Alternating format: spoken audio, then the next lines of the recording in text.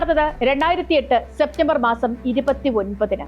മുംബൈ ഭീകര വിരുദ്ധ സേനയുടെ തലവനായിരുന്ന ഹേമന്ത് കർക്കറെ 2 ആഴ്ചയ്ക്കുള്ളിൽ ഒന്നാം പ്രതി പ്രഗ്യാ സിംഗ് ഠാക്കൂറിനെയും കൂട്ടുപ്രതികളെയും അറസ്റ്റ് ചെയ്തു.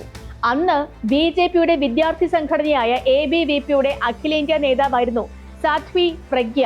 ഒരിക്കലും രക്ഷപ്പെടാൻ കഴിയില്ല എന്ന തരത്തിലുള്ള തെളിവുകളും ഹേമന്ത് കർക്കറെ കൂട്ടിയിണക്കിയിരുന്നു. സ്ഫോടനത്തിന് ഉപയോഗിച്ചത് പ്രഗ്യയുടെ LML ഫ്രീഡം മോട്ടോർ സൈക്കിളാണ്. 2008 ജൂലൈയിലാണ് പ്രഗ്യ ഈ മോട്ടോർ സൈക്കിൾ രാംജി എന്നറിയപ്പെടുന്ന രാമചന്ദ്ര കൽസ്രങ്കയ്ക്ക് കൈമാറുന്നത്. രാംജിയാണ് ഇതിൽ ബോംബ് വച്ചതെന്നാണ് ഹേമന്ത് കർക്കറെ കുറ്റപത്രത്തിൽ എഴുതിയത്. രാംജിയെ അറസ്റ്റ് ചെയ്യും മുൻപ് 2008 നവംബർ മാസം 26-ന് മുംബൈ ഭീകരാക്രമണത്തിനിടയിൽ കൽക്കറെ കൊല്ലപ്പെട്ടു. മുംബൈ ATSന്റെ മുഴുവൻ ശ്രദ്ധയും പിന്നീട് ഈ ഭീകരാക്രമണ കേസിലേക്കായി. തുടർന്ന് വന്ന ATS തലവന്മാരൊന്നും തന്നെ മലേഗാവ് കേസിലെ രാംജിയെ അന്വേഷിച്ചു പോയില്ല. രാംജി ഒരിക്കലും അറസ്റ്റിലാകാത്തതിനാൽ തന്നെ ഈ കേസ് പരാജയപ്പെട്ടു. ഇപ്പോൾ തന്നെ വിധി പ്രസ്താവത്തിൽ കോടതി പറഞ്ഞ വാചകം ശ്രദ്ധിക്കൂ. ബൈക്കിന്റെ ഉടമയാണെങ്കിലും സ്ഫോടനം നടന്ന സമയത്ത് ബൈക്ക് പ്രഗ്യയ്ക്കൊപ്പം ഉണ്ടായിരുന്നു എന്ന് തെളിയിക്കാൻ കഴിഞ്ഞില്ല.